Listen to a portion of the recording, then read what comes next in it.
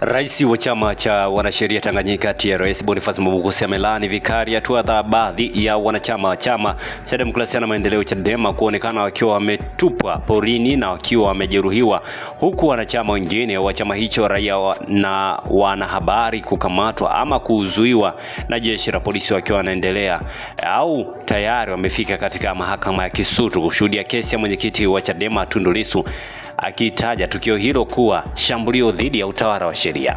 Kupitia chapisho lililowekwa kwenye ukurasa wake wa mtandao wa kijamii wa X zamani kama Twitter, Mwabukusi amesema kuwa hatua ya kuwazuia wananchi kuhudhuria mahakamani bila msingi wa kisheria ni ukiukwaji wa haki na wawazi wa katiba ya kuona haki ikiendelea na kushiriki mchakato wa utoaji haki kwa uamuzi. Mahakama ni chombo huru kinachopaswa kufanya kazi bila mashinikizo, vitisho au kuingilia kutoka kwa vyombo vingine vya dola, amesema Mwabukusi. Polisi kuzuia wananchi kuhudhuria kesi ni sawa na kudhibiti mazingira ya kimahakama kinyume cha katiba.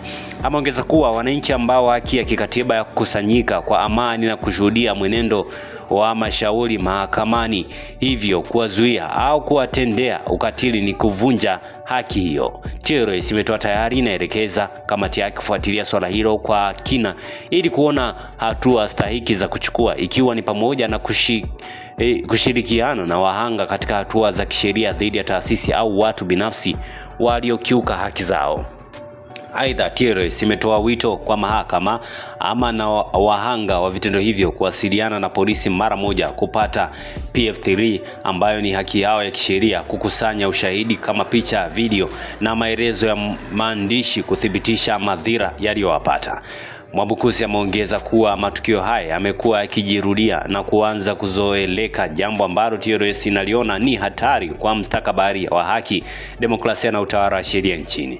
Hata hivyo, taarifa iliyotolewa kwa umma na jeshi la polisi kanda maalum ya Dar es Salaam inaeleza kuwa jeshi hilo liliimarisha ulinzi katika mahakama ya hakimu mkazi Kisutu kufuatia taarifa za kiintelijensia kuhusu vitisho vinavyohusiana na kesi inayomkabili Lissu iliyotarajiwa kusikilizwa Aprili 24, 2025.